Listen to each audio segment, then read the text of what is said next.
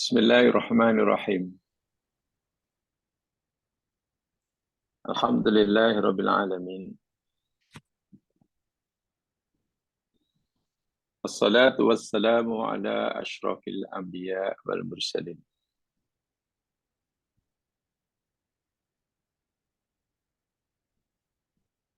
Wa ala alihi wa ashabihi wa atba'ihi ila yaumiddin.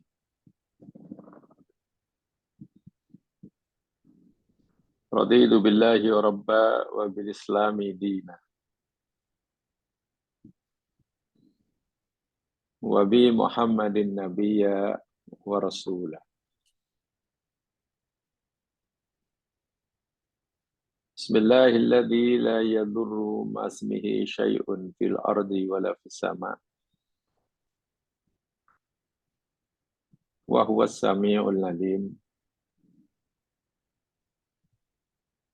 Bismillahilladzi la yadurru ma'asmihi syai'un fil ardi wala fis sama' wa huwas sami'ul alim. Bismillahilladzi la yadurru ma'asmihi syai'un fil ardi wala fis sama' wa huwas sami'ul alim.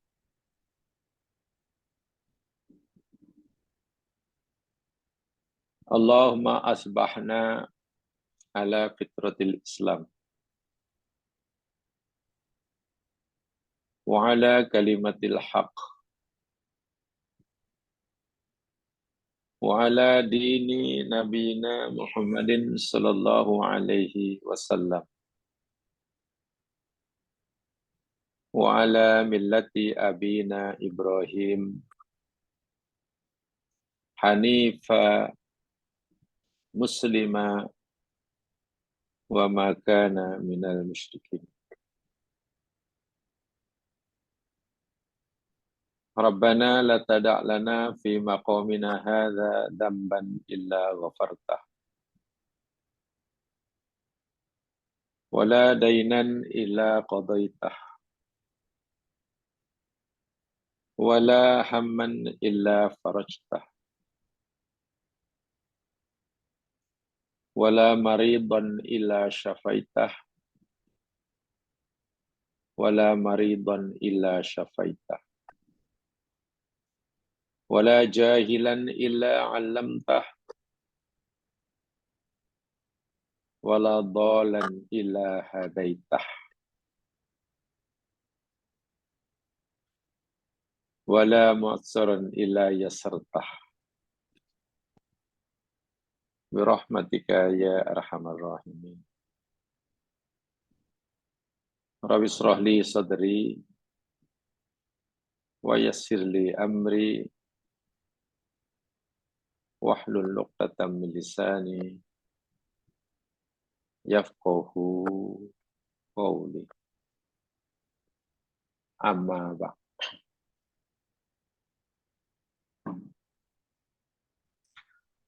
Jamaah yang dirahmati Allah sekalian,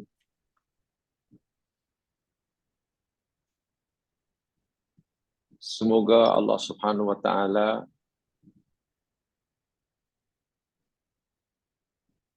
mengabulkan segala permintaan dan permohonan kita kepadanya serta memberkati dan meridainya. Semoga Allah Subhanahu wa taala sentiasa memberikan kita kemampuan dan kekuatan untuk selalu dapat mensyukuri setiap nikmat yang Dia anugerahkan kepada kita. Semoga Allah Subhanahu wa taala memberikan kita kekuatan untuk bersabar atas segala ujian, musibah yang Ia takdirkan berlaku terhadap diri kita. Dan juga semoga Allah Subhanahu wa taala Berikan kita kekuatan untuk selalu mampu redha, berlapang dada, menerima segala apa yang Ia telah takdirkan melalui qada dan qadarnya terhadap diri kita. Amin ya rabbal alamin.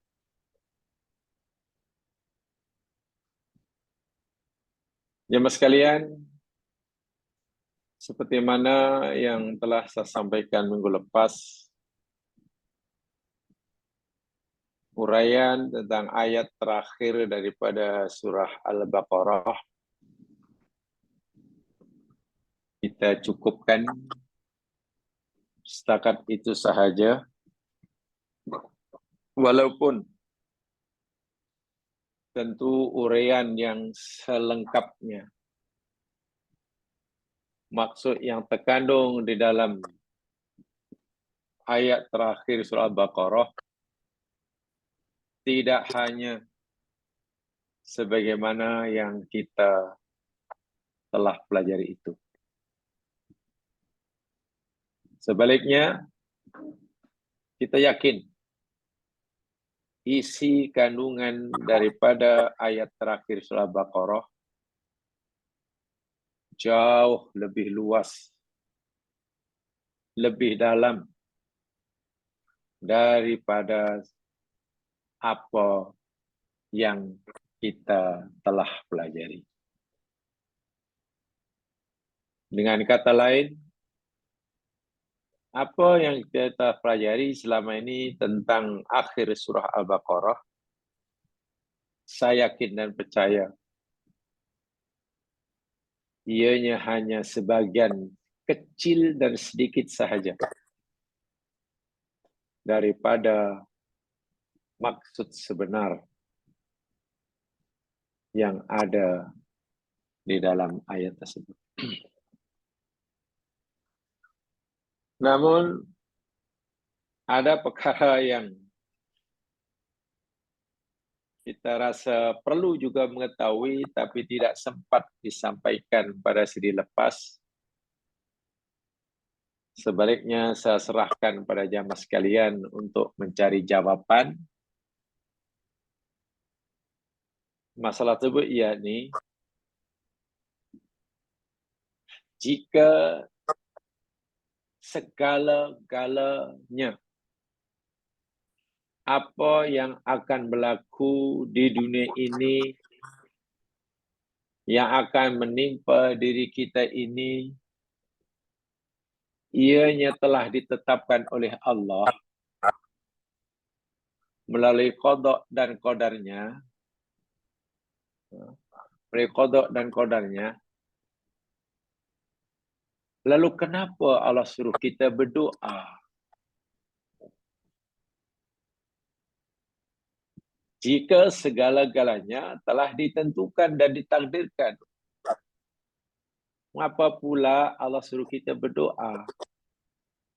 Lalu apa peranan doa itu jika segala-galanya telah ditakdirkan? Itu bagi saya perkara yang sangat penting tapi tidak sempat kita pelajari minggu lepas. Dan saya serahkan jemaah sekalian untuk mencari jawabannya. Dan mungkin jamaah telah menemukan jawabannya. Jadi sebelum kita teruskan siri kajian kita itu, izinkan saya untuk mengetahui sedikit apa yang jamaah telah ketahui tentang perkara tersebut. Yakni tentang pertanyaan, kalau segala sesuatu itu telah ditakdirkan, kenapa Allah suruh kita berdoa? Lalu apa fungsi doa? permohonan jika segala-galanya telah ditakdirkan. Jauh sebelum Allah mencipta kita. Kan itu kan?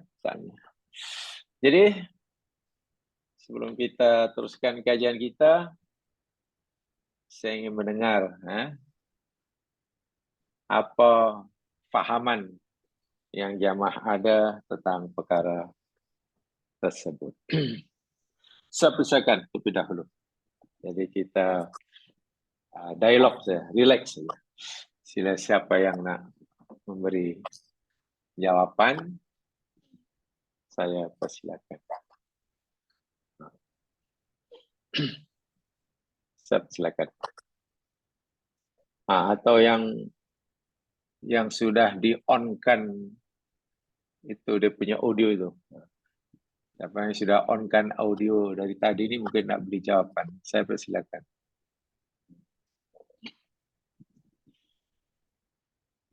Sila siapa ni? Puan Salha. Okey, boleh. Puan Salha yang sudah on dia punya audio. Sila mungkin beri jawapan. Boleh.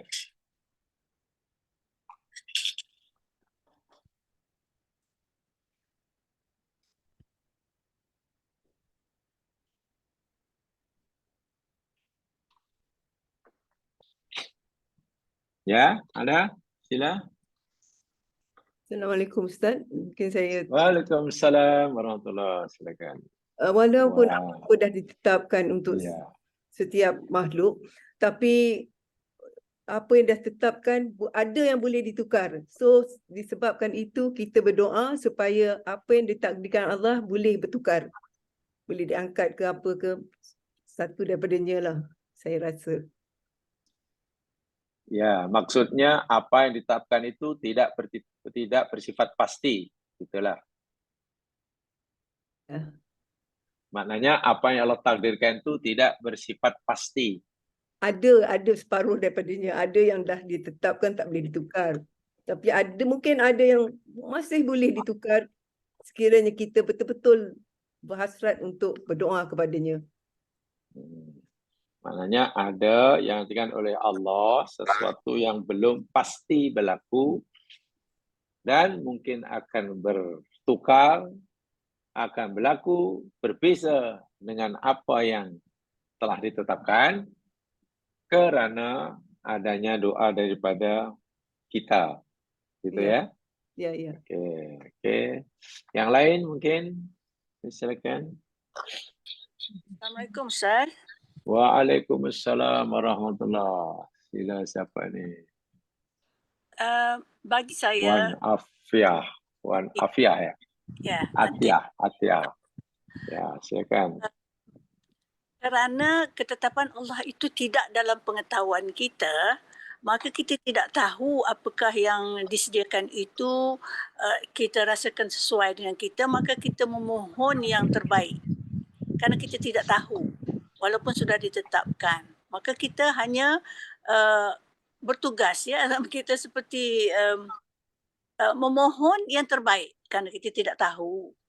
Yang kedua, bagi saya, kita sebagai hamba Allah, apa jua pun fungsi kita ni diwujudkan ialah untuk mengabdikan diri. Maka kita berdoa saja kepada Tuhan, memohon kepadanya apa jua yang nak disampaikan kepada kita. Itu jadikan baik untuk kita, itu saja. Allahuakbar. Ya, bagus jawapannya. Tetapi yang saya tanyakan tadi ya ni, kalau segala sesuatu telah ditetapkan, kenapa Allah suruh kita berdoa? Lalu apa fungsi doa kita itu kalau benda itu sudah ditetapkan? Atau mungkin dengan doa itu Allah akan mengubah ketetapannya? Assalamualaikum Ustaz. Sehingga ketetapan Allah, kodok ada Allah itu sebenarnya belum bersifat pasti. Itu sebenarnya poinnya. Ya, sila yakin. Tidak apa, bagus. Saya cuba ya. Sila Puan Husna, sila. Kerana doa itu antaranya adalah dia boleh mengangkat qada yang telah ditentukan oleh Tuhan.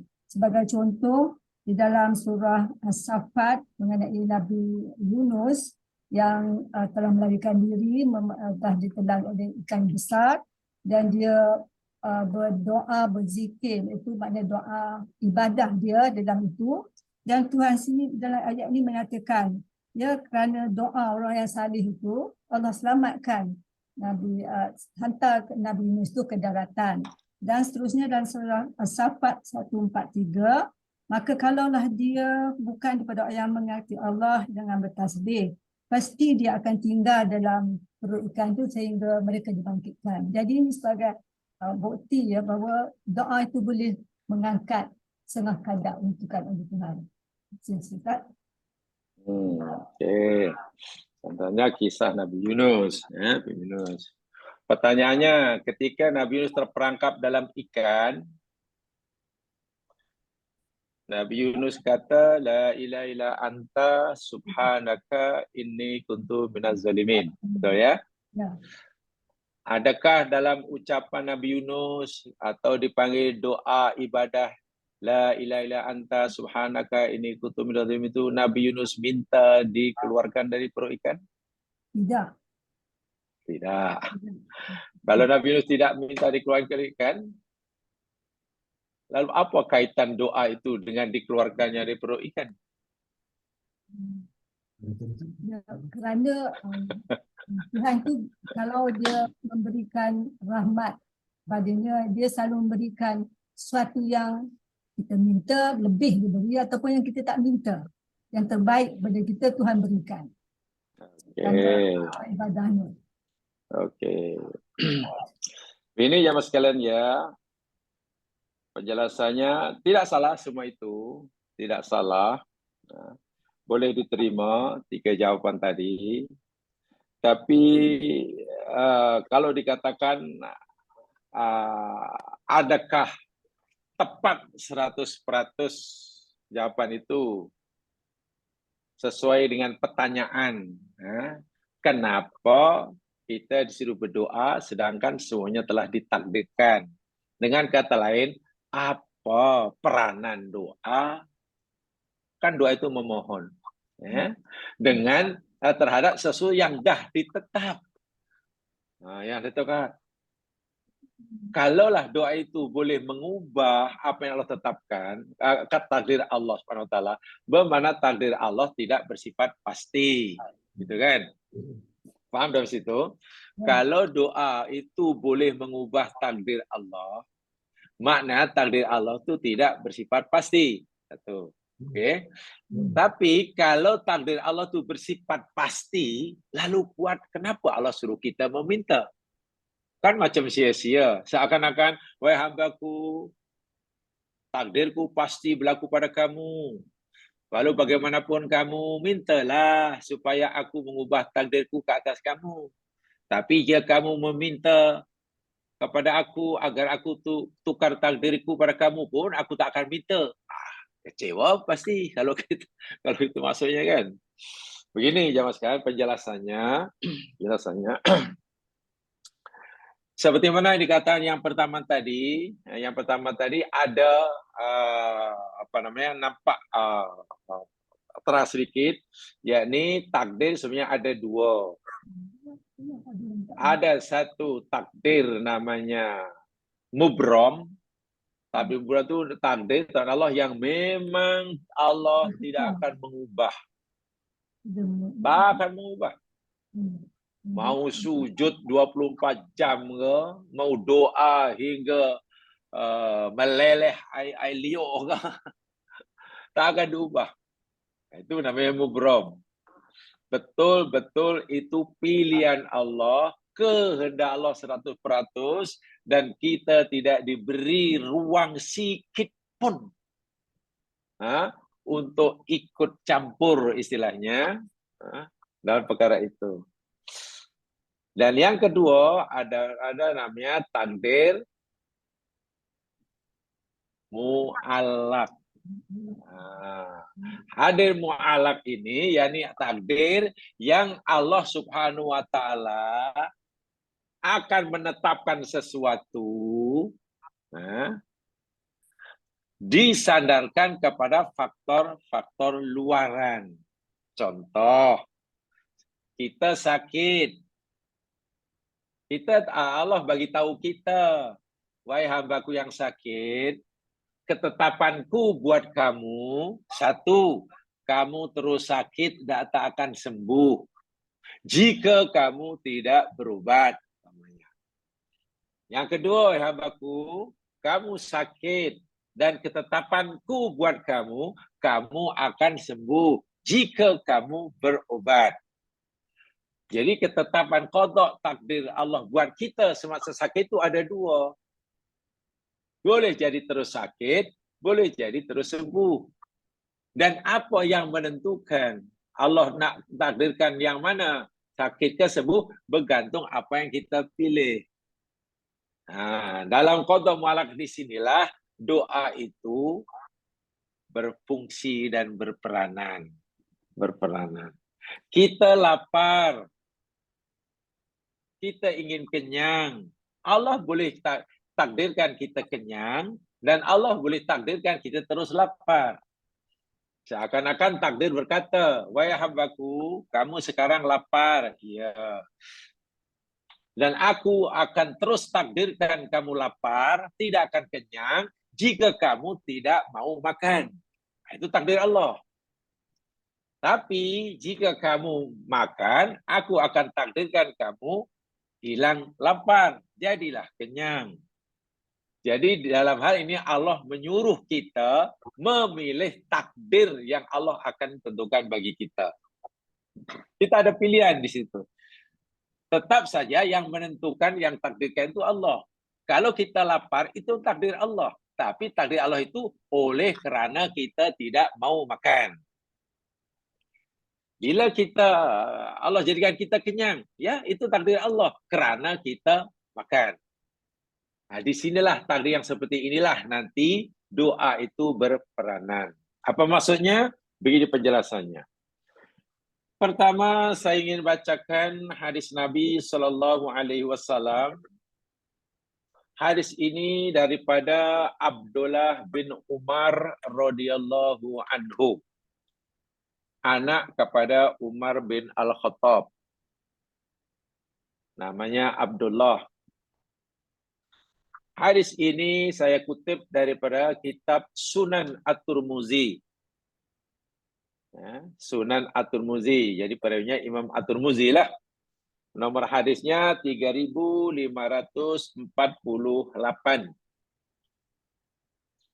Baginda Rasul sallallahu alaihi wasallam bersabda, "Inna du'a yanfa'u mimma nazala wa mimma lam yanzil." Inna du'a, sesungguhnya doa itu, kata Nabi, yanfa'u, bermanfaat. Sesungguhnya doa itu bermanfaat. Ada peranannya. Mimma nazala, terhadap apa yang Allah telah turunkan. Wa mimma lam yanzil, dan dari apa yang Allah belum turunkan. Contoh sekarang, sakit. Mana sakit itu telah berlaku.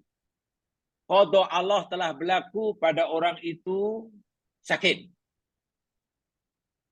Doa bermanfaat baginya untuk menghilangkan sakit yang merupakan qada Allah yang telah berlaku itu. Atau B, sekarang sehat. B ini sehat. Tapi dalam qada Allah Subhanahu wa taala minggu depan. Ini dalam qada Allah Subhanahu wa taala ini. Minggu depan. Kalau kita boleh baca qada Allah lah. B ini Allah akan timpakan sakit. Mana sakit belum turun. Sakit belum turun. Sakit yang Allah tetapkan berlaku pada B minggu depan ini terjadi atau tidak. Berdasarkan hadis ini, salah satunya bergantung pada ada atau tiadanya doa daripada B itu. Kalau B terus berdoa kepada Allah, berusaha agar ia tidak sakit karena sekarang masih sehat, Ya, qada Allah yang Allah tetapkan akan dia sakit minggu depan ni, tak jadilah. Qada tidak jadi. Sementara bagi yang dah berlaku atanya qada yang ini sakit, Allah akan angkat jika ini berdoa, maksudnya memohon. Memohon bukan hanya sekadar ucapan ya. Kita dah pelajari doa bukan sekadar ucapan, tapi doa juga merupakan tindakan. Kalau setakat ucapan, kalau sekadar orang jadi kenyang hanya karena minta kenyang, tak ada orang lapar. Betul ya? Kalau orang katalah hanya dengan ya Allah, janganlah engkau masukkan aku dalam neraka. Kemudian Allah bebaskan dari neraka, tak ada orang masuk neraka. Kalau orang boleh masuk surga hanya dengan memohon, ya Allah masukkan diriku dalam surga, tak ada orang masuk neraka. Tetapi jika kita ingin masuk surga, pertama mohon, ya Allah masukkan diri ini dalam surga. Itu ucapan. Kemudian kita sesuaikan dengan perbuatan kita. Adakah perbuatan amalan kita ini sesuai dengan yang kita minta itu? Mulutnya, lidahnya minta masuk surga. Tapi perbuatan sehari-hari minta maaf macam orang tak sabar-sabar masuk neraka. Ya dimasukkan neraka lah. Mulutnya minta sihat. Sihat je lah, sihat. Tapi gaya hidupnya seakan macam orang tak mau sihat. Ya sakit teruslah. Nih, jadi jelas ya, nak doa bermanfaat pada qada yang telah berlaku dan juga terhadap qada yang belum terjadi. Fa'alaikum ibadallah bid-du'a. Maka hendaklah kamu, wahai hamba-hamba Allah, terus menerus istiqamah dalam berdoa. Bagaimana penjelasannya? Nabi dah jelas doa bermanfaat bagi apa qada yang telah berlaku sehingga ia segera diangkat atau qada yang belum berlaku sehingga tak berlaku. Itu jelas. Maksud hadis tadi seperti itu. Doa boleh mengangkat qada yang telah terjadi menimpa kita. Sehingga musibah yang menimpa kita, qada yang kita tak sukai itu akan segera diangkat berkat doa kita. Doa juga berlaku untuk menolak qada yang belum berlaku. Sehingga qada yang Allah katakan akan berlaku, tak jadi berlaku kerana ditolak oleh doa. Itu maksud hadis tadi. Bagaimana penjelasannya?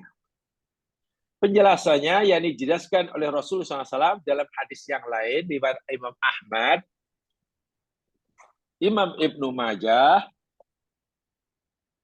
dan hadis ini dinilai hasan oleh Su'aib Al-Arnaud daripada sahabat Nabi Thauban radhiyallahu an.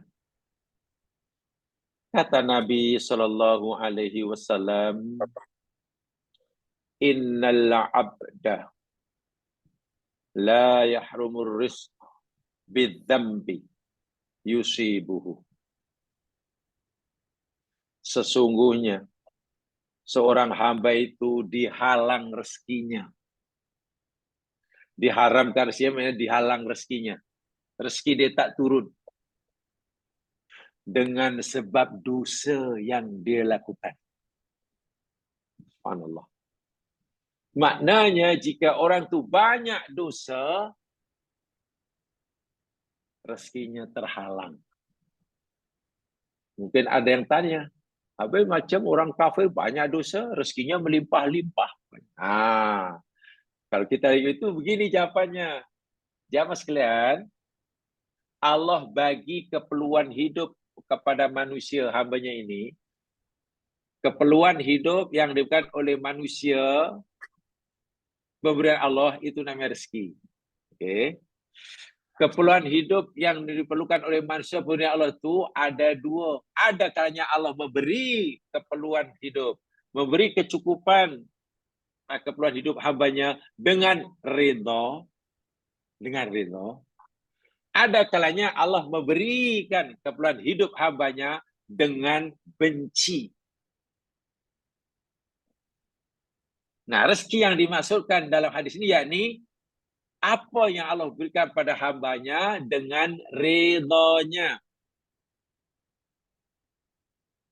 Kalau pemberian yang Allah berikan pada hambanya, minta itu dibagi, minta itu senang, lenang, banyak. Tapi Allah memberikannya dengan tak ridho, tidak ridho. Karena apa? Karena si hamba tadi banyak melakukan maksiat dan dosa. Itu namanya istidroj. Rezeki tapi diberikan Allah dengan penuh kemurkaan. Jadi jangan hanya dilihat zahirnya. Dilihat Allah beri orang itu dengan ridho ke? Atau Allah beri orang itu dengan benci. Jika orang itu banyak melakukan maksiat, Allah cukupkan, Allah berikan keperluan hidupnya dengan benci. Karena maksiatnya itu. Itu maksudnya. Kemudian, wa innal qada'a la yarudduhu illa du'a. Dan sesungguhnya qada Allah itu tidak boleh ditolak.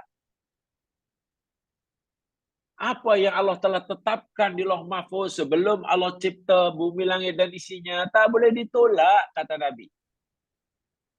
Dengan itu tak boleh, dengan itu tak boleh. Ya, nama ketetapan. Macam mana? Illa du'a. Kecuali dengan doa saja. Ini kita jadi pelik ni. Qada Allah tu sangat kuat. Sebab itu kehendak Allah. Tak boleh kita menolaknya. Tapi Nabi kata, yang boleh menolak qada, yang belum turun, atau yang dah turun, itu hanya doa saja. Hanya doa. Bagaimana doa boleh menolak qada? Atau apakah setiap doa itu boleh menolak qada? Kalau apakah setiap doa itu boleh menolak qada? Jawapannya tidak. Saya mudahkan penjelasannya. Nabi kata doa qada tidak boleh ditolak kecuali dengan doa. Pertanyaannya, adakah setiap doa itu boleh menolak qada? Jawapannya tidak. Tapi apakah qada itu boleh ditolak dengan doa? Ya. Betul ya? Apakah qada boleh ditolak dengan doa? Ya, Nabi kata. Tapi kalau apakah setiap doa itu boleh menolak qada? Tidak. Macam mana itu? Begini penjelasannya. Fa innal qada fa innad du'a ma'al qada ya'talijani ila yaumil qiyamah. Karena sunnya doa dan qada itu akan saling mendahului. Akan saling tolak menolak antara satu dengan yang lain hingga hari kiamat. Hingga hari kiamat. Oke, sekarang saya berikan contoh. Contoh mudah gini ya. Ini di tangan saya ini ada apa namanya remote. Ini ada remote. Ini ada handphone. Oke. Atau yang lebih kecil lah.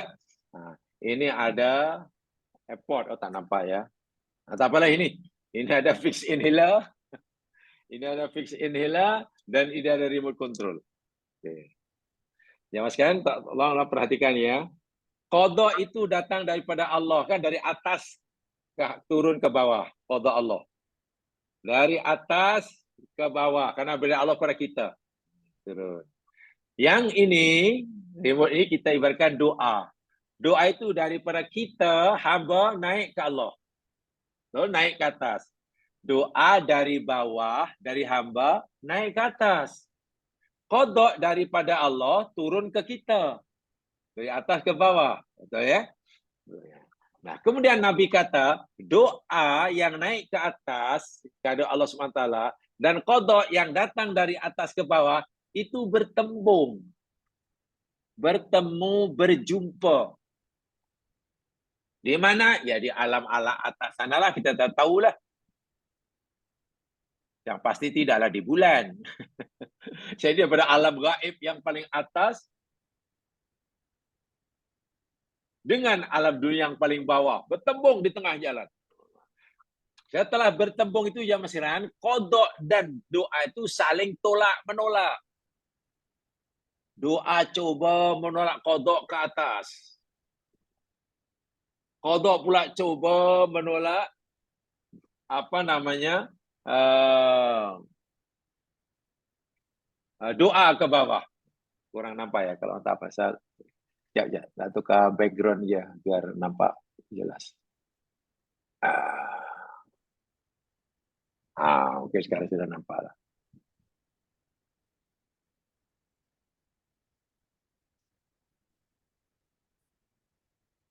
Tak nampak? Okey, nampak ya. Jadi, tolak menolak. Nah, mana yang mempunyai kekuatan lebih untuk menolak, dia yang menang. Kalau kekuatan qada lebih kuat daripada kekuatan doa yang naik ke atas, doa kalah. Maka yang berlaku bagi orang itu, qada Allah. Sakit, musibah, rugi, macam-macam lah qada. Qada yang tak baik maksudnya di sini, ya yang tak baik. Tapi bila doanya lebih kuat menolak ke atas, nah maka yang berlaku apa yang diminta oleh hamba itu, qada kalah. Itu maksudnya. Itu maksudnya. Sekarang, macam mana keduanya saling tolak menolak? Bila saling tolak menolak, maknanya masing-masing punya kekuatan.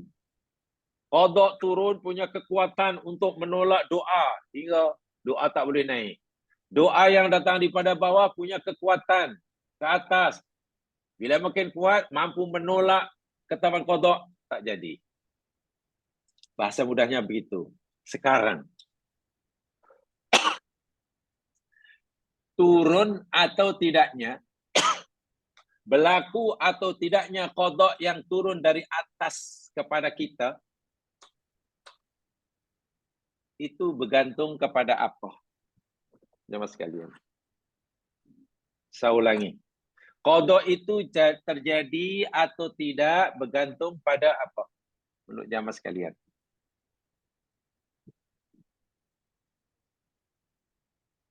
Terjadi atau tidaknya qada itu bergantung pada Kehendak Allah.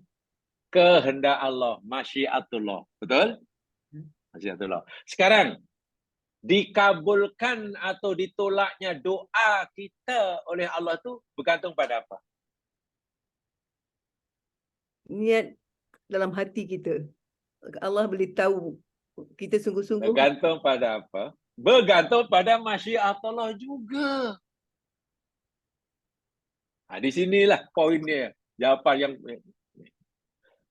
berlaku atau tidak, terjadi atau tidaknya qada yang Allah itu bergantung pada kehendak Allah. Bila Allah kehendaki jadi, bila Allah tak kehendaki tak jadi.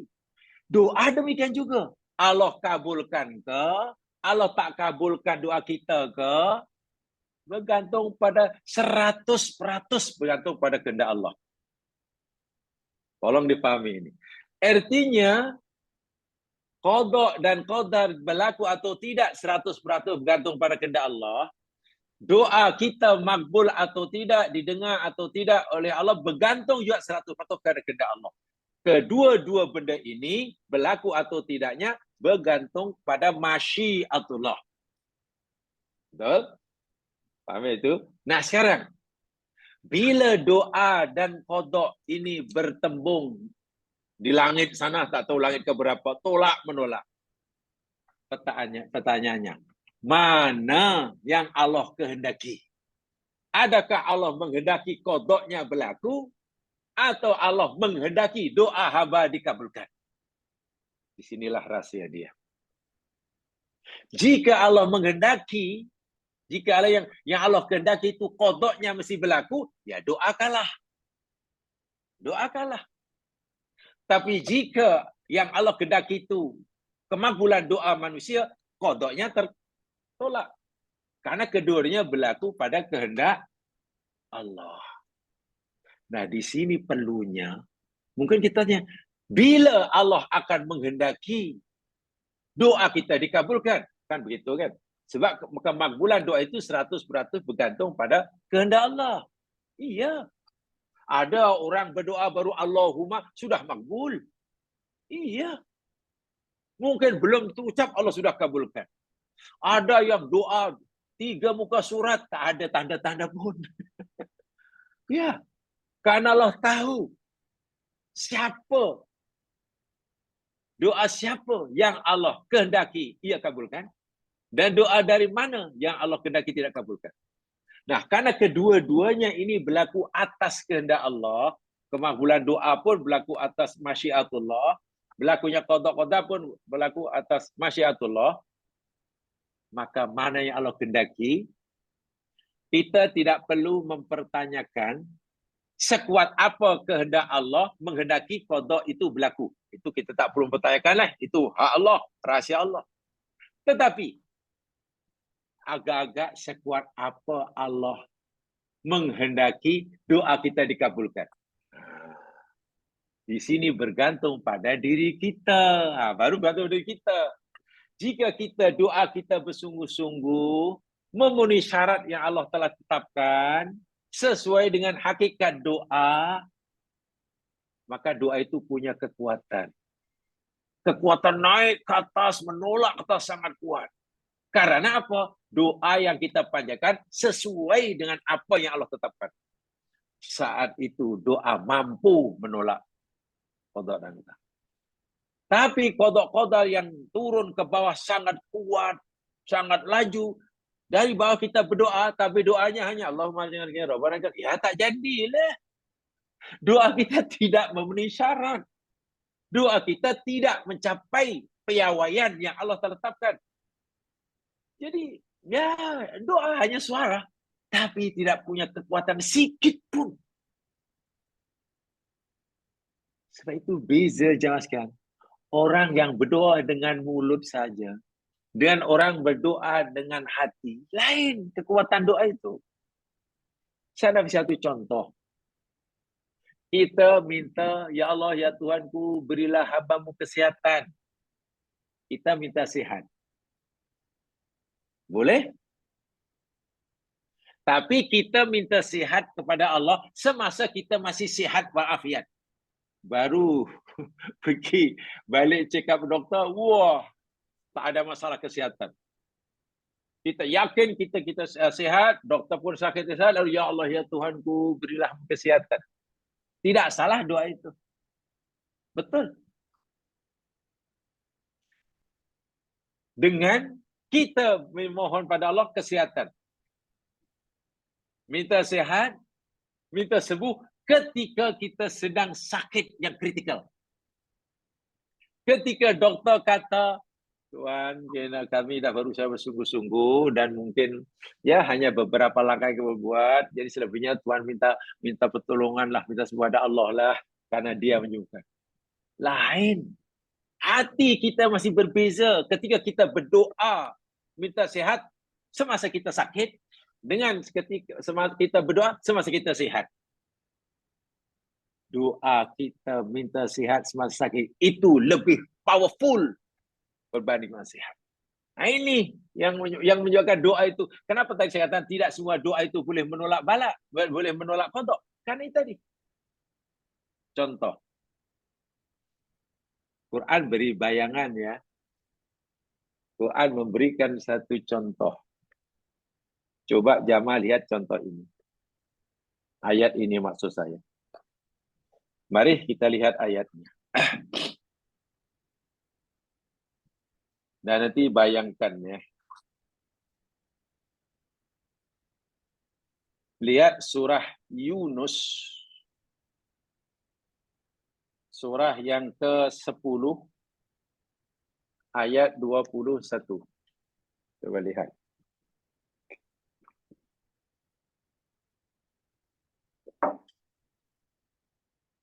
Surah 10 ayat 22, sorry. Ayat 22.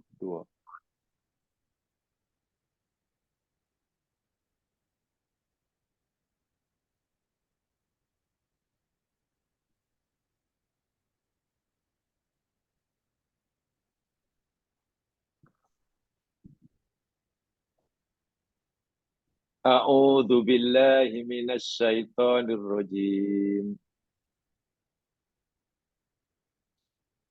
Huwallazi yusayyirukum fil barri wal bahr.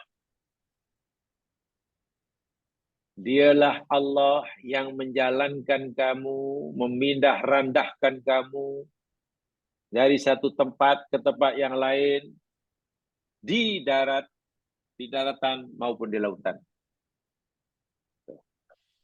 Hatta idza kuntum fil fulk, sehingga apabila kamu semua telah berada di dalam bahtera, kapal, perahu. Kamu semua sekarang berada di atas kapal, perahu. Wajaroina bihim birihin tayyibah. Dan kapal atau perahu itu berlayar dengan membawa penumpangnya di lautan kerana tiupan angin yang baik.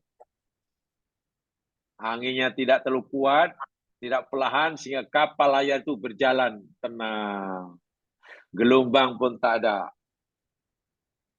Wa farihu biha, menyebabkan semua penumpang kapal gembira karenanya. Yalah, kapalnya macam tu, tenang, oi, indah, pastilah gembira. Tiba-tiba ketika mereka di tengah lautan menikmati pemandangan laut yang indah, menikmati belayarnya kapal yang tenang, ja'at harihun asif, datang menimpa kapal yang penuh dengan muatan itu, menimpa kapal yang penuh muatan itu rihun asif, angin yang bertiup kencang, puting beliung, sehingga kapal terumbang-ambing.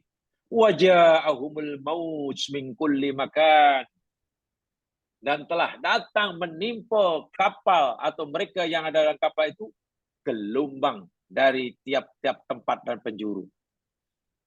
Gelombang memukul kapal tadi, perahu tadi, depan, belakang, kanan, kiri. Sehingga kapal itu tenggelam, timbul, tenggelam, timbul, tenggelam, timbul. Nak tenggelam pun belum. Nak katakan timbul tak selesa. Ya takutlah kapal itu ditenggelam-tenggelamkan oleh injin mati. Bayangkan. Wah, injin mati. Dayung patah. Nakhoda kapal pun sudah mabuk. Macam mana penumpangnya? Mereka basah kuyup, ditimpa gelombang, gelap gulita. Dalam keadaan yang seperti itu, wadhannu annahum uhita bihim, dan mereka semua penumpang kapal yakin bahwa mereka akan ditenggelamkan di tempat itu dengan kapalnya sekali. Bahasa mudahnya, tak ada harapan untuk selamat. Nak harapkan nakhoda sudah mabuk. Nak harapkan sampan kapalnya sudah mulai retak. Nak harapkan kapal itu berjalan, injin mati, dayung patah. Mana? Nampaknya kita dah matilah. Tapi mereka belum mau mati. Mereka yakin akan ditenggelamkan di lautan. Dan sedangkan mereka tidak mau ditenggelamkan. Apa yang berlaku? Da'awullaha mukhlisina lahuddin. Mereka pasti memohon, berdoa kepada Allah dengan mengikhlaskan agama semata-mata karena ikhlas, menangis-nangis macam budak-budak semuanya. Dia tak fikir orang itu orang besar ke, pemimpin negara ke, orang kaya ke, ahli peperan ke, bahkan siapalah penguasa ke, maharaja ke. Gelar-gelar sarjanaan tidak ada artinya, semuanya menangis. Merasa hina, merasa lemah. Ya Allah, ya Allah, ya Allah. Merasa hina, fakir, miskin, lemah. La in anjaitana min hadihi lanakunanna minasyakirin. Ya Allah, demi jika Engkau selamatkan kami lah daripada bencana ini, janganlah kapal ini tenggelam. Ya Allah, selamatkan kami, ya Allah. Jika Engkau selamatkan, pasti kami akan menjadi orang syukur. Pertanyaan saya, adakah penumpang-penumpang kapal yang gagal itu agaknya doanya seperti biasa, seperti mana dia berdoa di rumahnya di bilik ikon? Tak sama. Semasa mereka berdoa di bilik ikon atau dia selesa, doanya mungkin ya Allahumma ya Allah bila kami mungkin sekali itu. Berbeza dengan doa yang dipanjatkan semasa di atas perahu yang tenggelam timbul di tengah lautan, yang sudah yakin kapal itu tenggelam. Itu mungkin yang keluar dari mulut mungkin hanya sekian persen.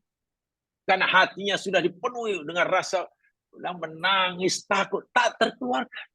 Nah, doa macam itulah yang punya power yang luar biasa untuk menolak Allah.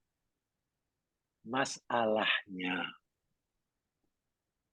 tidak mudah kita berdoa dengan hati yang seperti ini, macam numpang kapal nak tenggelam itu, atau naik kapal terbang, kita kapal terbang, dah naik turun. Tidak mudah dapat berdoa dengan hati yang seperti itu bila kita berdoa dalam keadaan senang, badan sihat, duduk di rumah yang besar, segala-galanya ada. Tidak mudah. Saya itu biar doa, ya biasanya doa lah. Bukan tidak boleh, tapi kita bukan cerita boleh tak boleh doa seperti itu dah. Kita bicara tentang adakah doa kita mampu menolak qada. Jika doa kita hanya seperti itu. Tapi yakin kalau doa kita seperti mana yang Allah gambarkan dalam surah Yunus ayat 22 ini, powerful. Dia akan punya kekuatan naik yang luar biasa. Karena betul-betul yang berdoa ini menghayati benar hakikat berdoa. Mengakui benar kelemahan dirinya, kedaifan dirinya, yang segala sesuatu tidak mampu diharapkan kecuali Dia yang Maha Esa. Tengok gambar Allah. Saya itu minta maaf, saya pernah kata begini. Ayat 22 ini, surah Yunus. Sebenarnya ayat ini paling sesuai lah. Masa yang paling sesuai, tempat yang paling sesuai untuk kita membicarakan ayat ini. Ya. Untuk kita jadikan ini sebagai tajuk usrah.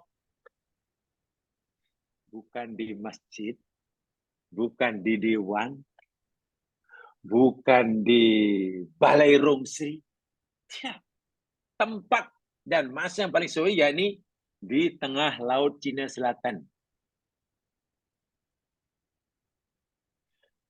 Mari kita numpang numpang perahu kapal di tengah laut Cina Selatan musim tengkujuh, tenggelam dulu, lalu uraikan ayat ini. Pasti berkesan dalam hati kita. Karena ayat ini tempatnya di tempat yang boleh sesuai maksudnya. Sebab hati kita pasti terbawa. Ayat ini pasti menjunam dalam hati kita. Tapi kalau kita pelajari ayat ini sekarang ini, ya memang kurang berkesan dalam hati karena kita tak merasakan. Saya tak merasakanlah bahwa kita akan tenggelam, ya takkan sekarang tenggelam. Inilah doa yang boleh menolak. Ini pasti ini. Apakah hanya doa seperti ini yang boleh menolak qada? Tentu tidak. Sahabat-sahabat Nabi mampu berdoa dengan hati yang seperti ini. Orang-orang soleh mampu berdoa kepada Allah dengan hati yang seperti ini, walaupun mereka tidak sedang diuji. Kita kenyang jemaah sekalian, kita kenyang, masih punya makanan. Lalu kita minta makanan, ya paling-paling, ya Allah boleh tak bagi saya makanan sebungkus saja. Paling-paling itu kita minta. Ya kalau ada, terima kasihlah, kalau tak ada pun tak apalah. Sebab kita masih kenyang. Tapi coba kalau kita sudah 3 hari 3 malam tak makan. Kita sudah ikat pinggang ketat-ketat. Tiba-tiba ada orang nak beri makan dan kita merayu minta makanan. Oh, menangis-nangis. Karena kita tahu bila kita tak dapat makanan yang kita minta, terpaksa 1 hari lagi kita makan. Sehingga cukup 4 hari.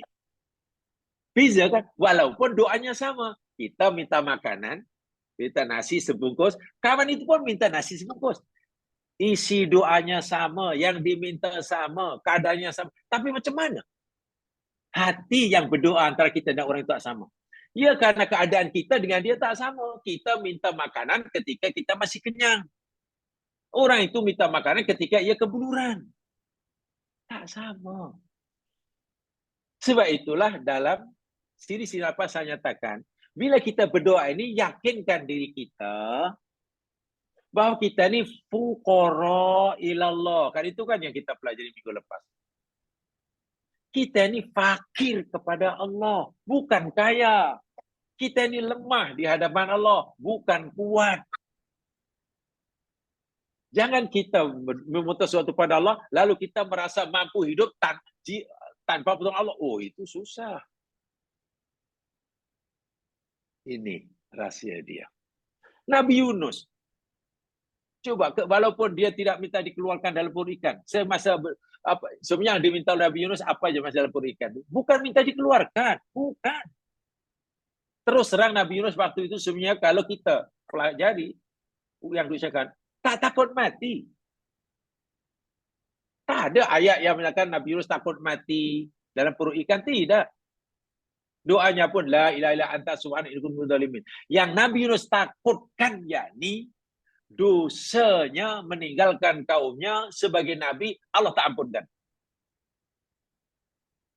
Situ doa Nabi Yunus la ilaha illa anta subhanaka inni kuntu minadh dhalimin itu betul-betul mohon ampun pada Allah atas segala kesalahannya.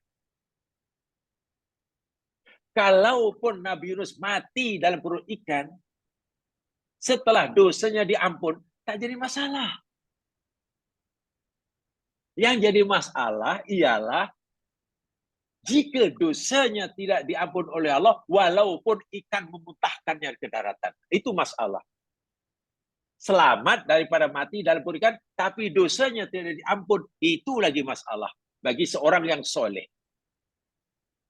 Tapi bagi orang yang sesoleh Nabi Yunus, maklum ia Rasul, masalah besar baginya jika dosanya tak terampun, walaupun Allah perintahkan ikan memuntahkannya.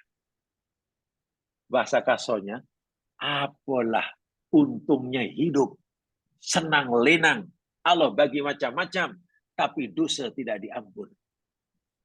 Dan apa ruginya dia tidak lagi hidup panjang di dunia, kehilangan itu, kehilangan ini, sedangkan dosanya sudah terampun sepenuhnya. Itu fikiran hamba yang soleh. Fikiran hamba yang soleh. Dan Nabi Yunus dapat dua-duanya. Dosa dah terampun, ya Allah ampunkan. Dan Nabi Yunus meyakini Allah itu satu-satunya Tuhan, la ilaha illa anta. Nabi Yunus menyucikan Allah dengan subhanaka. Itu bukan hanya semasa Nabi Yunus dalam perut ikan. Jauh sebelum Nabi Yunus diuji, laula kana minal musabbihin. Allah telah nyatakan dalam surah As-Saffat itu. Kalaulah Yunus bukan ahli tasbih. Makna Nabi Yunus sudah dikira ahli tasbih jauh-jauh hari sebelum ada dalam perut ikan. Kalau ia jadi ahli tasbih instan macam itu, ya tak diterima lah. Baru kata ditimpa menyesal luar biasa. Itu susah Allah nak terima. Jadi kena kenal bak kata Nabi, ta'arraf ila rabbik fi raha ya'rifka fi syiddah. Kenal oleh kamu akan Allah semasa kamu senang. Ya'rifka fi syiddah. Niscaya Allah akan mengenali kamu semasa kamu susah. Nabi Yunus telah lama kenal Allah semasa senang lenang. Dekat dengan Allah semasa senang. Maka ketika ia ditimpa musibah, Allah kenal dia. Allah dekat dia. Mafhum hadis itu, kalau seseorang hanya kenal Allah, merasa ingin dekat dengan Allah masa susah, tapi masa senang ia lupa Allah, Ya susahlah. Seakan-akan nanti Allah akan jawab, oh baru sekarang ya kamu baru kenal aku, baru sekarang ya kamu panggil aku, baru sekarang ya kamu mengaku lemah, puluhan tahun kamu tak kenal aku, puluhan tahun kamu merasa hebat. Seakan-akan nanti Allah jawab begitu, berdasarkan hadis tadi. Itu kenallah Allah semasa senang. Bila kita susah, nanti Allah kenal kita. Contohnya ini. Masya Allah. Sebabnya, jadi doa itu bertolak menolak itu karena kemakbulan doa itu pun bergantung pada masyiatullah. Turunnya qada itu pun bergantung masyiatullah. Masalahnya mana yang Allah kehendaki saat itu. Apakah Allah menghendaki berlakunya qada qadar atau Allah menghendaki dikabulkannya doa hambanya? Itu pulang pada Allah. Dan kalau kita mahu Allah itu menghendaki doa kita dikabulkan dan tidak menghendaki qadanya berlaku pada kita, pastikan doa kita itu ada power. Mempunyai power. Macam mana nak jadikan doa itu punya kekuatan yang dahsyat? Contohnya dalam ayat ini dan banyaklah contoh-contoh lain. Begitu. Sebab itu tadi saya katakan, kalau pertanyaannya, saya katakan, kalau pertanyaan adakah qada itu boleh tertolak dengan doa, atau adakah doa itu boleh menolak qada? Jawapannya iya. Kenapa? Nabi yang sabda. Tapi kalau adakah setiap doa itu boleh menolak qada? Jawapannya tidak. Jawabnya tidak. Paham ya? Apakah qada doa boleh menolak qada? Iya. Macam mana tu? Nabi kata. Kalau itu apakah setiap berdoa itu tertolak qadanya? Tidak. Bergantunglah. Doa yang macam mana? Nah, situ maksudnya. Jadi terima kasih. Itu boleh diterima. Jawaban-jawaban itu boleh diterima. Hanya perlu dijelaskan yang lebih ketara hubung kait antara doa dan qada itu macam mana. Karena Nabi kata, ya talijani. Antara doa dan qada itu saling tolak menolak. Ke atas, ke bawah, ke bawah. Dan berlakunya ini semuanya bergantung pada kehendak Allah, bukan kehendak kita. Kita boleh berdoa Allahumma itu pun kehendak Allah. Kita boleh angkat tangan itu pun kehendak Allah. Masalahnya mana yang Allah akan kehendaki? Apakah Allah menghendaki berlakunya qada atau Allah menghendaki dikabulkannya doa? Terpulang pada Allah. Jika doa itu menurut Allah telah memenuhi kehendaknya, maka Allah kehendakilah doa itu dikabulkan. Sebab memang ada doa, tapi Allah tak kabulkan. Karena menurut Allah SWT, ya bahasa mudahnya lah, karena doa itu tidak menurut piawaian. Kalau hantar ke sirim, reject. Ibarat barang nak dijual, ada kilang mengudang barang, sebelum jual ke hantar sampelnya ke sirim. 10 hantar semua reject. Ya tak boleh lah. Karena tak memenuhi syarat. Ada syarat-syarat tertentu yang mesti penuhi, mesti gini. Dan itu telah kita pelajari ya. Pada siri-siri yang lepas mungkin masih boleh difaham. Begitu ya mas sekalian penjelasan saya dan jawaban yang dikeluarkan dari 3 orang itu tidak salah. Hanya perlu ditambah supaya lebih. Mungkin ada yang ditanyakan setakat itu atau ingin menambahkan, silakan. Assalamualaikum Ustaz. Ya, Assalamualaikum. Saya nampak benda ni tak pernah Ustaz. Dalam masalah qada ini, Allah kata bila sampai ajal kita tidak boleh dilewatkan, tidak boleh dicepatkan dalam sesaat ya. Tapi dalam hadis ada Nabi mengatakan bahawa doa itu boleh memanjangkan umur kalau kita dapatkan silaturahim utamanya dengan ibu bapa. Semua itu Ustaz. Majazi. Semua ulama mengatakan bahawa sabda Nabi itu bersifat majazi. Kenapa majazi? Karena tidak mungkin Nabi bersabda bercanggah dengan apa yang Allah firmankan. Faham ya? Allah firman itu nomor satu ya Mas Yan.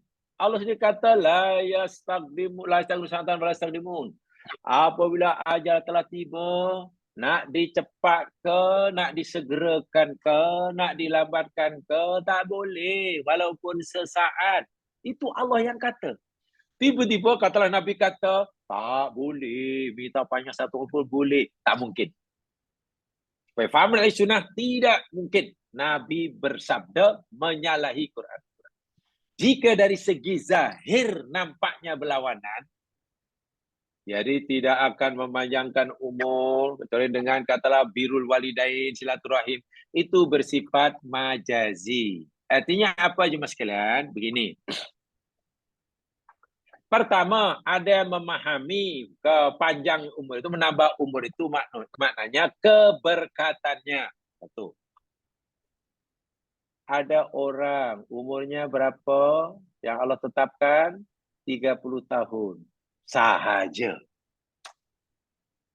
Tapi dalam 30 tahun itu, ya Allah, ya Tuhanku, orang tuanya yang melahirkannya dan mengajar mendidiknya, sehingga orang tua tadi sudah lanjut usia, semasa lanjut usia, semasa katakanlah 10 tahun terakhir, memang tak boleh buat apa-apa, anaknya pula yang menjaganya. Sanggup meninggalkan segala-galanya semata-mata untuk menjaga orang tuanya. Yang sakit, yang bahkan kalau bekerja sanggup cuti tak bergaji. Itu pun kalau dibagi. Kalau dibagi dia sanggup berhenti kerja semata-mata nak khususkan peruntukan masanya sepenuhnya untuk berkhidmat pada orang tuanya. 10-15 tahun terakhir. Dan berjaya. Tiba-tiba budak itu umurnya tak panjang. Allah 30 tahun dah meninggal. Walaupun umurnya hanya 30 tahun Mas sekalian, keberkatan umur 30 tahun yang diisi dengan berbakti yang tak ada tanya pada orang tuanya itu jauh lebih utama, jauh lebih tinggi daripada orang yang umurnya 110 tahun tapi tidak berkualiti. Itu maksudnya keberkatannya. Tambah umur itu. Yang kedua maknanya, yakni contohlah, kalau orang rajin silaturahim, kan pasti jamaah sekalian ya banyak kawan. Oke, banyak kawan, kurang lawan. Di mana-mana kawannya, di mana-mana ya kenal dia, di mana-mana ada di situ-situ. Sehingga orang ini walaupun ketika matinya baru 40 tahun, walaupun dia sudah meninggal, kawan-kawannya hidup ini seakan-akan dia masih hidup. Oh iya, dulu arwah Tuhan ini dia suka diri, sentiasa disebut-sebut. Dia orangnya beginilah, rajinlah. Yang dahulu yang itu bagi cadangan buat bus stop tu dia lah. Dulu dia yang banyak gaya untuk masjid itu. Wah, kawan ini sudah 50 tahun, sudah 40 tahun meninggal. Tapi namanya disebut oleh orang hidup. Sehingga seakan umur itu panggil umrun tani. Dzikrun nasi umrun tani. Penuturan orang hidup kepada ke atas kebaikan orang yang mati, itulah umur kedua bagi si mati. Kita meninggal. Tapi orang hidup masih menyebut-nyebut nama kita. Karena budi kita, jasa kita, bakti kita. Disebut-sebut. Nah, penyebutan orang yang hidup kepada kita wah kita sudah mati, itulah umur kedua kita. Panjang umur kita, mungkin sampai ratusan tahun. Ratusan tahun. Itu makna hadis tersebut dipahami begitu oleh para hadis. Sebab tidak mungkin Allah kata umur 50 tahun mesti mati. Tapi Nabi kata boleh sambung sampai 60. Tidak mungkin. Tidak mungkin Nabi bersabda menyalahi Al-Quran sifatnya mutawatir. Quran itu mutawatir. Hadis tadi bukan mutawatir. Jadi itu ulama memilih pemahaman itu bermakna majazi. Terima kasih Ustaz, sama berjelas dan faham. Habis kata orang begini, kenapa orang Purata, orang-orang Jepun lebih panjang umurnya? Di antara kalangan Asia. Tapi kenapa orang Malaysia relatif pendek pada orang Jepun? Ya, ya, orang Jepun ni memang kodok kodarnya umurnya panjang. Orang Melayu kodok kodarnya umurnya pendek. Tadi kan saya katakan ya Mas Karen ya. Allah Subhanahu wa taala mencipta alam semesta ini yakni ada yang berasbab. Ada yang berasbab. Orang yang umurnya panjang, Allah tekan panjang ya sekarang, kalau 100 tahun. Maka Allah gerakkan hatinya itu untuk melakukan asbab-asbabnya. Dan memang berbeza, takkan orang yang menjaga gaya hidup yang sehat dengan orang yang melakukan gaya hidup yang tidak sehat umurnya sama, tidak mungkin. Walaupun saya bagi pagar ni, walaupun jika orang tu rajin sekalipun menjaga makan minumnya, kemudian exercise-nya, tidurnya, pasti umurnya panjang, tidak juga. Tidak juga. Kita sering mendengar ahli sukan, pemain bola, bahkan orang Eropah yang main di England dapat mati di tengah padang. Dia pemain bola. Pemain bola itu mana sehat walafiat, karena sebelum diambil oleh satu kelab itu, Allah, check up kesehatannya luar biasa, itu tak boleh sakit sikit. Mati ketika main bola. Jadi itulah, betul-betul memang umur itu hanya Allah saja yang tahu. Allah yang tahu. Jangan kita katakan, oh kalau kita mana betul-betul pandai jaga kesehatan pasti panjang. Belum tentu. Walaupun kita wajib memelihara kesehatan. Jangan mentang-mentang umur itu Allah telah takkan, tak apalah Allah takkan. Kalau Allah takkan 80, mesti 80 lah. Walaupun kita tak pandai jaga kesihatan pun, tak kisah, tak boleh. Itu namanya tidak mensyukuri nikmat Allah. Menjaga nikmat Allah, itu hukumnya wajib. Melakukan tindakan yang memadaratkan kesehatan, itu hukumnya dosa. Itulah. Jadi jangan dikaitkan dengan panjang dan pendeknya lagi. Menjaga kesehatan Allah itu wajib. Melakukan tindakan memadaratkan kesehatan itu hukumnya dosa. Masalah nanti jadi panjang atau pendek itu urusan dia. Begitu maksudnya. Ya boleh ya?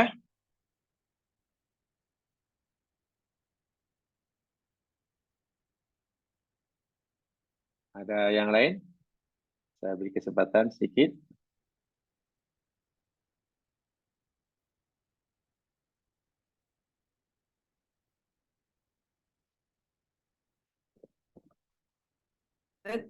Sekiranya ada seorang tu sakit, terlalu sakit, dia dah lama sangat menanggung kesakitan, apa caranya kita, boleh tak kita doakan supaya umurnya dia, tak tahulah saya, diambil secepat mungkin terlalu menderita. Boleh tak macam tu? Pertama sekali, istilah minta panjang umur itu minta maaf ya. Sekali minta maaf, sepengetahuan saya, minta panjang umur itu hanya dalam budaya orang Asia Tenggara. Itu yang pasti. Tidak ada dasarnya daripada agama. Tidak ada. Saya itu kita takut dengan minta panjang umur itu agama suruh. Itu masalahnya. Wah, agama tak ada pun dalil. Yang dari agama kita disuruh untuk Allahumma barik lana fi umurina. Ya Allah, berkatilah umur kami. Tak ada Allah agama suruh mintalah tawil umurana. Tawil, tak ada. Ini sekarang yang saya tahulah. Saya tidak tahu dari mana datangnya budaya minta panjang umur ini. Jangan-jangan daripada Mat Saleh agaknya. Sehingga doa pun mesti, walaupun waktu itu umurnya sudah 100, 11 tahun.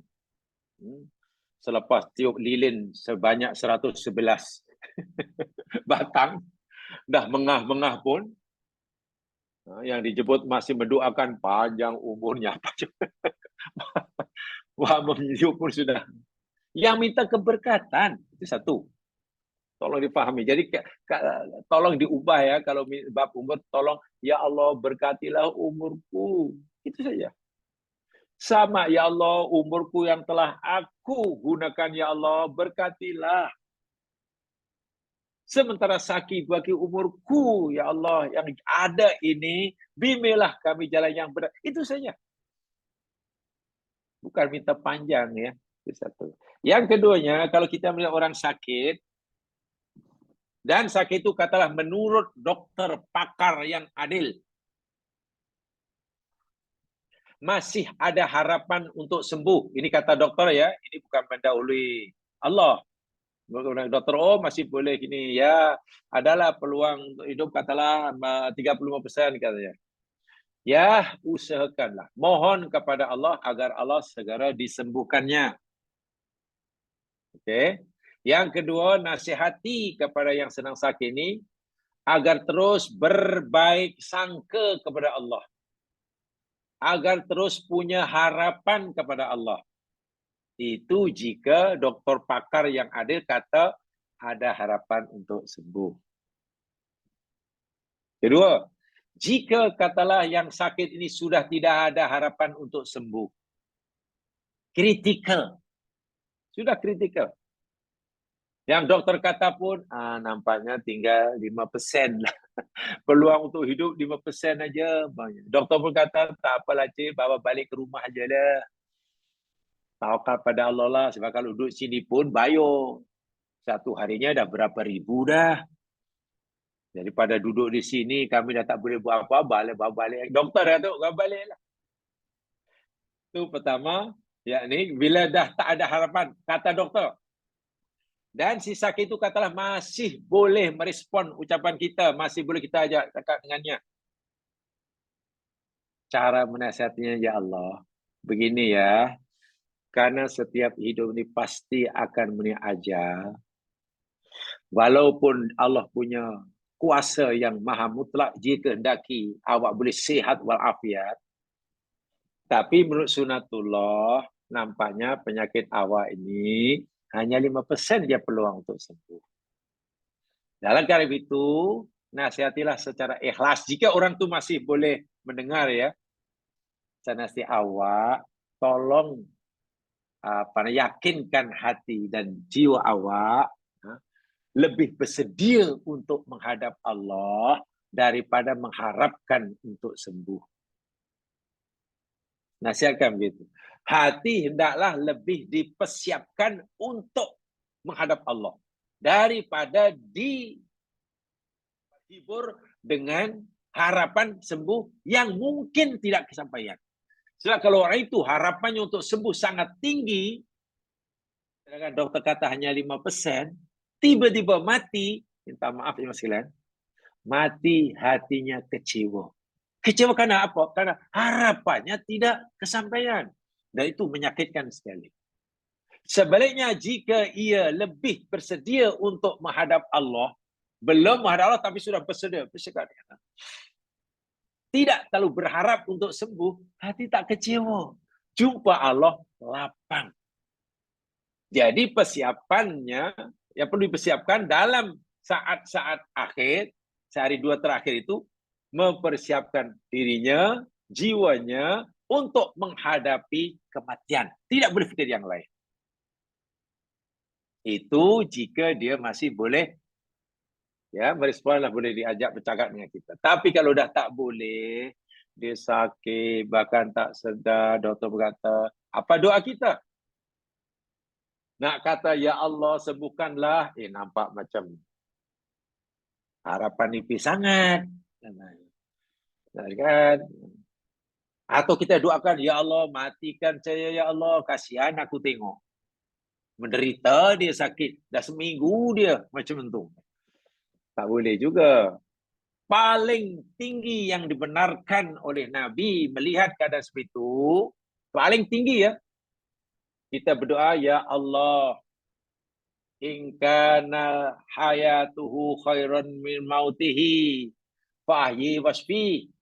Ya Allah, jika hidupnya lebih baik daripada kematiannya, maka berilah peluang untuk hidup, ya Allah. Beri dia kesembuhan. Tapi jika kematiannya wa in kana mautu, dan jika kematiannya khairan min hayati, lebih baik daripada matinya, lebih baik daripada hidupnya, mudahkanlah kematiannya.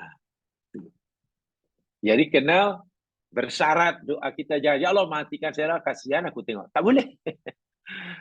Atas alasan kasihan melihat orang sakit, tak tahan sakitnya, lalu kita mohon pada Allah agar Allah segera matikan, tidak boleh. Yang boleh, ya Allah, jika hidupnya lebih baik, sembuhkanlah. Bila matinya lebih baik dari hidupnya, mudahkanlah kematiannya. Itu paling. Itu maksudnya. Jadi sekali lagi, alasan kasihan tidak membenarkan kita mendoakan orang lain cepat dimatikan. Tak boleh. Itu alasan terlalu pribadi, itu bukan alasan Islam namanya. Okey, yang lain? Boleh gitu? Apa tanya tadi? Okay, terima kasih Ustaz. Jelas. Okey. Kalau orang panggil sekarang, tak dengar lah perkaliman. Ya, sila.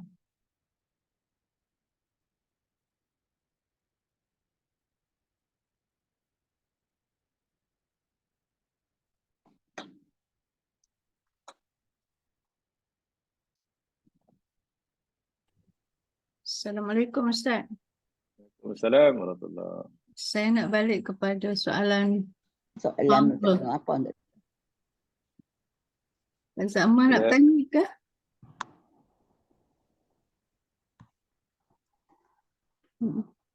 Kerana? Ya, dah, sila. Okey, balik kepada soalan power, doa yang ada power tu. Tadi Ustaz bincang tentang cara kita berdoa. Tapi bukankah ada satu lagi syarat, bukan syarat pun. Doa tu boleh menjadi power bergantung kepada siapa yang berdoa. Kan banyak hadis menunjukkan sahabat-sahabat mohon doa daripada Rasulullah, dan sekarang pun banyak amalan memohon orang-orang alim berdoa bagi pihak kita. Adakah maknanya kualiti seseorang itu juga ada peranan lah dalam doa tu, power doa tu? Pertanyaannya sebetulnya, masanya, adakah orang itu, pribadi orang itu semua atau hatinya? Ya, lebih tepat, yakni hati si yang berdoa. Tak kira siapa yang berdoa.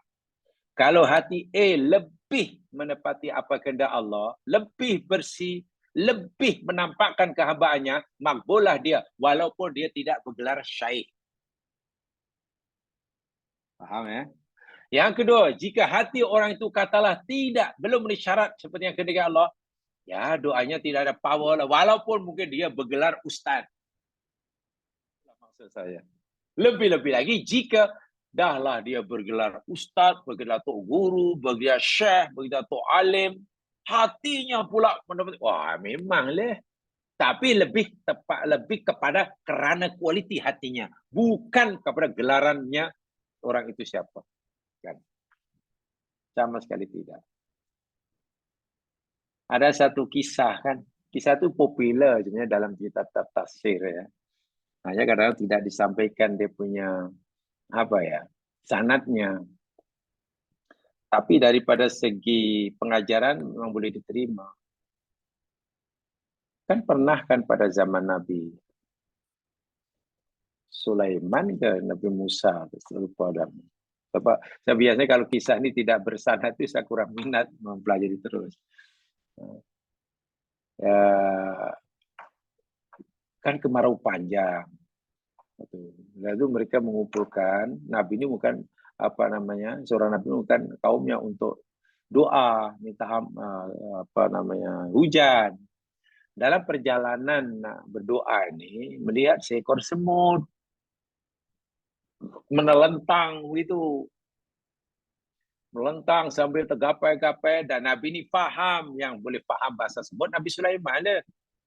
Rupanya semua ni sedang berdoa, merayu kepada Allah agar Allah turunkan hujan. Nabi ni tak jadi. Oh, balik. Semut sudah, kita yakinlah semut pasti. Tengok. Baik, kalaulah kisah itu diterima jemaah sekalian, ini hanya semut, bukan tergeletak guru. Kalau itu apa mana-mana jiwa. Allah tak mengajar kita ubudiah, kehambaan diri. Ini bukan bermakna bila orang makin alim, makin syekh tidak lebih utama, bukan begitu maksudnya ya. Tentulah para sahabat lebih hebat. Ya, contoh Umar. Umar membaca jemaah sekalian, Fatihah, sembuh itu orang sakit. Orang sakit Umar bacakan Al-Fatihah, sembuh. Kita baca Al-Fatihah jangan sekali 10 kali pada orang sakit, mungkin tak sembuh. Tambah panas badannya. Pertanyaannya, apakah beza Fatihah yang dibaca oleh Umar dengan dibaca oleh kita? Tak. Apakah beza kerja jantung Umar bin Khattab dengan jantung kita? Tidak. Apakah beza jumlah mata Umar dengan mata kita? Tak, sama semuanya. Physically sama. Apakah Umar tak lapar bila tak makan? Tak juga. Umar pun lapar juga bila tak makan. Apakah Umar tidak mengantuk? Dia tak tidur? Tak, macam kita. Physically. Lalu kenapa Fatihah dibaca oleh Umar boleh berkesan bagi orang sakit? Nah, ini pasti bukan karena fizikal Umar. Bukan pasal gelarannya. Bukan karena hatinya. Sebab itu ketika pada zaman tabi'in ada orang sakit baca Al-Fatihah tak sembuh, ada orang tanya, macam mana ni awak baca Fatihah tak sembuh? Umar dahulu baca Fatihah orang lagi sembuh. Orang lain bingung kan? Fatihah sama. Akhirnya ada yang menjawab, Al-Fatihatu hiyal Fatihah.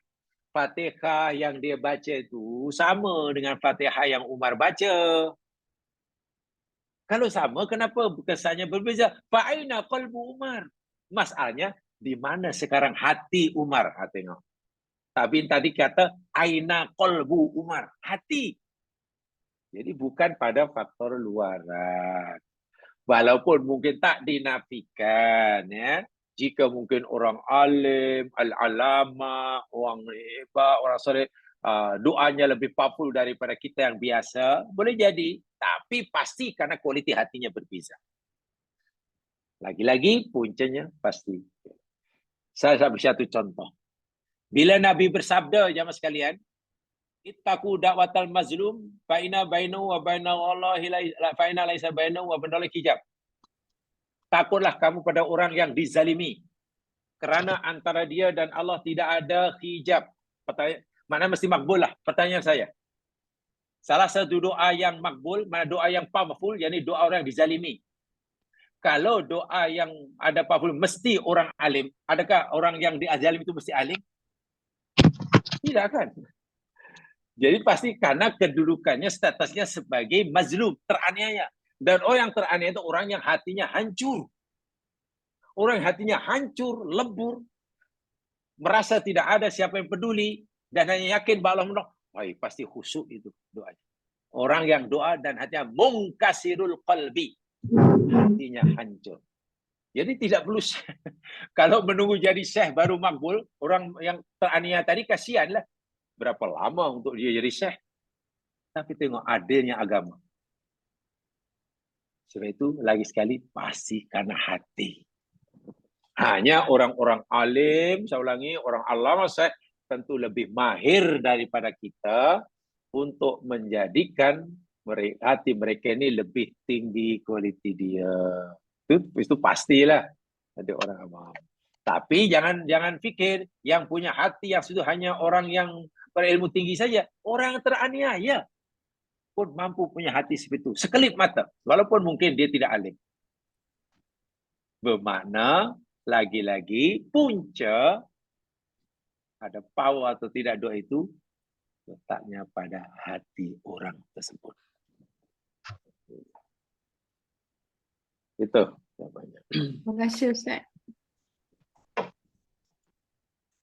Baik, itu saja jemaah sekalian. Mudah-mudahan dapat difahami. Sebenarnya saya ingin, dan bila tak ada tanya itu mana sudah paham semua. Alhamdulillah. Alhamdulillah kalau semua sudah paham. Hanya harapan saya, kalau kita belum paham, tidak paham, tolong jangan disimpan. Itu tidak baik, sebab nanti kita tak tambah ilmu. Selagi kita belum paham, tolong diutarakan, tolong diungkapkan, dan kita bicarakan bersama-sama. Tapi karena sudah tidak ada, 100% saya husnudzon, mana semua dapat memahaminya dengan baik. Alhamdulillah. Kurang lebihnya mohon dimaafkan. Mari tutup dengan bacaan tasbih kifarah dan surah wal asri. Subhanakallahumma wa bihamdika asyhadu an la ilaha illa anta astaghfiruka wa atubu ilaik. A'udzu billahi minasyaitonir rajim. Wal 'asri innal insana lafi khusr illa alladziina aamanu wa 'amilus shalihaat wa tawassaw bil haqq wa tawassaw bis sabr. Assalamualaikum warahmatullahi wabarakatuh.